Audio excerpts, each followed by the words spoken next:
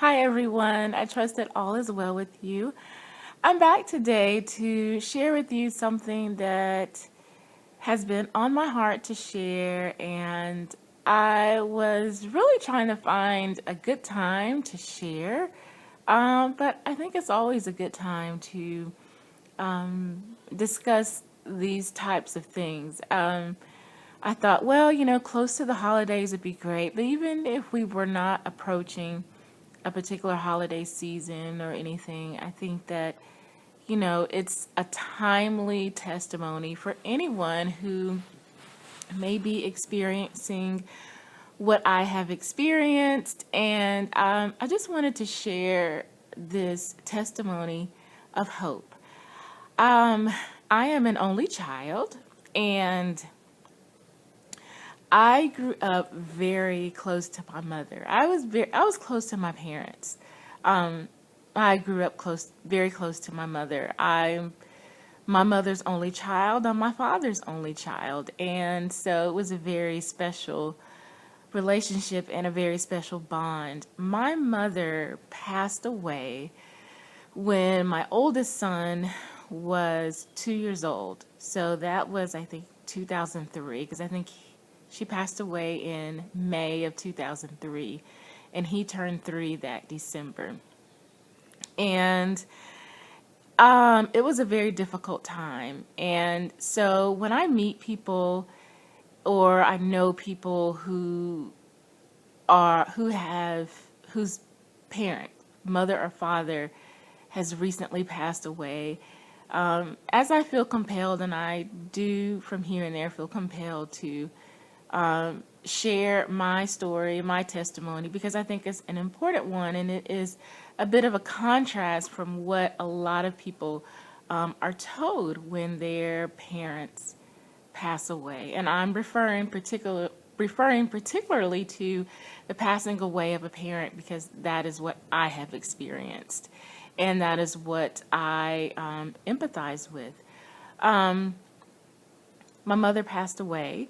She passed away. She had been sick for a while, but not sick in the sense of she was down, not sick in the sense that I felt like she was sick. I knew she had some health challenges, but I didn't really see it as her being sick.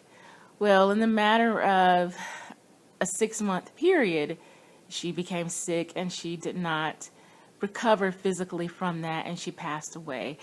And I was there when she passed away, and I immediately felt this disconnect. Almost, it felt like it reminded me of being disconnected from an umbilical cord, and it was a spiritual feeling that I couldn't explain, that I didn't expect, but I felt very much alone. My husband and I were practically newlyweds. We had only been married for about 3 years at the time. And so our marriage was new. We had challenges in our marriage, and it was just it was a lonely time. I felt really sad. And a lot of people told me, well, you're always going to feel this void. The best you can do is maybe find another mother figure, but you're always going to feel this void. You're going to be sad. You're going to be depressed. Someone even suggested to me, and I know they meant well, but it was suggested to me that I get on some type of depression medication. And it was hard. I didn't have a cycle for a full year. I gained a lot of weight in those 6 months. I gained, oh gosh, how much weight did I gain? I went from about 140 pounds to almost 160 pounds in 6 months, whereas before I had been very active. And I had maintained a very healthy and what I felt to be an attractive weight prior to that. Within those 6 months, I just gained what I consider to be a significant amount of weight. And I remember crying myself to sleep every night. I just cried, and I felt like I was in this tunnel, and I felt like even though I had my one son at the time, I had my husband, I just felt like I couldn't see life the same. Like I couldn't, my happy wasn't the same happy anymore, because I had this disconnect, this spiritual just disconnect. And I was afraid of how to live without my mom. Like, how do I live without her? Like, I can't call her. And I kept dialing her number on my phone just so I could see her number under recent calls. And it finally got to the point where the number was reassigned to someone else. But it was just very difficult. I felt really sad. I inherited her car. I didn't clean her car out. I had all of her stuff in her car still, as if I was going to give it back. I was wearing her clothes. My mother was larger. She was a larger woman than I am. And I was wearing her sweaters. And one of my coworkers said, you know, you might want to put everything away and just keep one thing. And it just dawned on me that, wow, you know, what am I doing? What am I doing? And I hit rock bottom when like I said, I had my son, I had my husband, and all these things. I was getting into a career field, and I just couldn't be fully happy. And I got to the point where I said, you know what, Lord, I accept it. I accept that life will just be different. My happy won't really be a full happy. I accept it. And I said, I accept that my new normal is to cry myself to sleep. And that night I went to sleep, and that was my prayer, that I accept this. I accept it. And the next morning I was driving to work, and my route to work at the time, I had to drive over this bridge, and I had to be to work at like 7 something in the mornings, really early. And as I was driving over the bridge, I looked around and I could see the sun. And it was beautiful, and I had driven that way many, many times before, every day. And this particular time, this glimpse of the sun caught my attention, and within seconds, it was like it was downloaded into my spirit. I knew that I didn't have to accept what I had confessed the night before. I knew it was as if it was a change was coming. It symbolized to me that there was change. This would be no more, and I would not have to live in that state. And from that point on, I began to grow, and I didn't do it on my own. I didn't do it by any 1, 2, 3, 4, you know, step 1, step 2, step 3, step 4. Not at all. It was God. God the Father, the creator of the universe and everything therein, led me out of that. But not only did he lead me out of that, he filled the void. And this is the thing that I tell people. People are going to tell you, you will always feel a void. I don't feel a void. I don't miss my mother. And that sounds crazy, I know. But when I tell people that, I explain that I don't miss her because I feel so close to her. And it's only because of God that has filled that void in a way that I could have never predicted. I could have never even asked for it, because I didn't even know that this existed. I think about my mother. I remember my mother, but I don't have this feeling of that I miss her or that I long for her. That void has been filled. And it was a process, but it wasn't a step 1, step 2, step 3, step 4 process. I had a series of dreams that really helped to heal me because I had to deal, while she was sick, I didn't get to deal with her sickness because I had to make decisions for her, and I just had a lot that I needed to do for her. And what happened is after she died, I went through about 6 months of just mourning the fact that my mother had been sick. I had these images in my head of her sick, and that was all that I could think about in relation to her. I didn't see a smiling face. I didn't see that, and all I saw was that she was sick because I really didn't process that while she was here. Well, I ended up having to process it after she passed away. But over that year, I went through a series of dreams, and I really allowed the Lord to minister to my heart. I allowed myself to feel what I needed to feel. I cried when I wanted to cry. I laughed when I wanted to laugh. And at the end of it all, the dreams really built upon one another. And that's just my personal story. But the dreams really, they built upon one another. And when I got to the what would be considered the final dream, which I've had other dreams, but the final dream of that year process, it was a release, and it matched where I was spiritually with her passing. And so I share all that not because I'm saying, oh, you got to have dreams, or dreams at night to get over grief of losing the passing of a parent. No, I share it because I am one who stands here as someone who I felt it. I felt the overwhelming grief. How am I going to live this way? How do I even explain what I feel with this disconnect and this pain? I felt it. And I was told I needed another mother figure.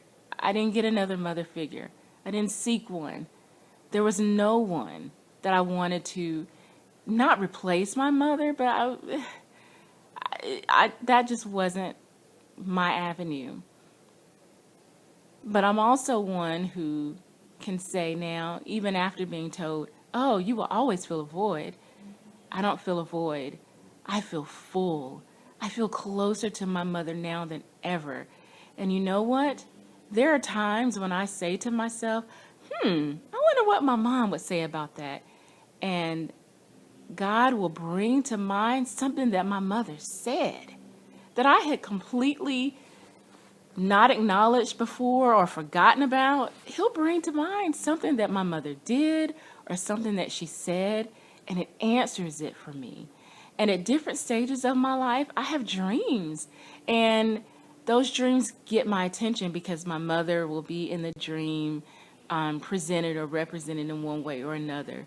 And when I wake up, I feel that closeness. I feel like, okay, this is the right path, or okay, that was a sign that to do this or to go that way. And when I think about my mother, my heart is so full of joy. I have such disconnect with the cemetery. I'm not one who goes to the cemetery at all. Yes? Yes? Okay, sorry for the interruption. Where was I? I'm not one who visits the cemetery. I tell my children that is a sort of it's a memory. It's a place of memory. It's a memorial for Mama. It's a memorial for your grandmother. But I don't feel compelled to go and sit there and compelled to. I just don't feel that type of connection, and I don't think that there's anything wrong with that if that's what a person needs. But for me, I don't think about going there because I know she's not there. I feel the closeness of her in my heart. And so I know when a parent dies, and I speak to a parent because that's what I have experienced. I know that as adult children, you go through a range of emotions, and I know what I was told, and what I was told was not the final story. And so if that is you, and you have lost, you're going through dealing with the death of a parent, and you've been told, oh, this void will always be there. I'm here to tell you that it does not have to be there. You don't have to always miss, and you don't have to have this sense of void and this sense of disconnect. That it can be that you cannot feel that at all, and instead feel even more joy and even more closeness. It's just a matter of allowing God to minister to your heart and allowing yourself to feel, allowing yourself to go through your particular steps, your particular process for getting over this, and knowing that at the end, you really can come out being so much stronger. You really can come out with a deeper faith, a stronger connection to God, and also a connection to who that parent was to you. And so I share this testimony with people in my personal life when they have a family member that passes away. And I share it in other times when I feel compelled to, because I think that it is a testimony that can bring hope to your heart. If you have questions, leave them in the comments below, or feel free to email me or send me private messages here on YouTube, because I know that if anyone is watching this who is going through this, you may need more space than what's allotted in the comment box.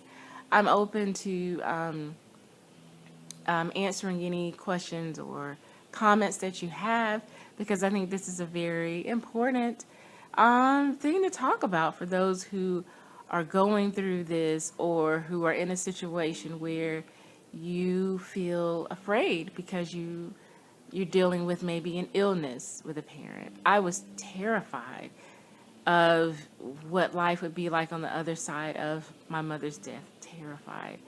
And because I just didn't know, even though you're an adult, and I was married with my one son at the time, I was like, oh my God, like, what is that even going to look like? Because you come into the world with this parent, and they're what you know. If you've had a good parent, or I guess I shouldn't say good parent, but if you have someone who has loved you and who has nurtured you and has been there for you your entire life, the person that you can call and just say, such and such happened to me, and they know they're not jealous, they're not trying to compete with you, they are 100% fully for you. And then the thought of that person, not just the thought of that person not being there, but the spiritual thing that happens when they pass on can be a lot. And so I'm putting my testimony out there to connect with people who are in this situation, and I hope that I have justly communicated what's on my heart. If I feel that I need to say more, then I will do a second video to this one, because this is the kind of topic that I think sometimes, like, oh, I don't want to do a video because what if I don't say everything I want to say? But I didn't want to let that stop me. So if I, for some reason, decide I didn't say everything, or I skipped something, then I will do a part 2. So I hope that you have found this video to be beneficial. I started this channel to connect with moms who were on a path of really truth, and on a path of just wanting to have a full, fulfilling life, embracing all of the gifts God has given us, and just living a full life. And so I hope that in some way my videos do what I intend for them to do, which is to inspire you to be happy, to live full, to love life, and to embrace who you are and to embrace who God created you as. And it is always my vision to figure out how, through these videos, to convey that message and how to connect with you more and how to open my life more and more to share how I'm doing that, and also to invite you to share with me how you are doing that, how you are living full, and how you are in pursuit of living full, even in the midst of taking care of family, taking care of children, taking care of other responsibilities, how you are still remembering who you are in the midst of that and embracing your personal passions and joys and aspirations. And so I truly, truly appreciate you watching. I appreciate your comments, your support, and I thank you so much for your time. I thank you for watching. Be happy, live full, love life. Have a happy, happy, blessed day, and I'll see you in the next video. Bye.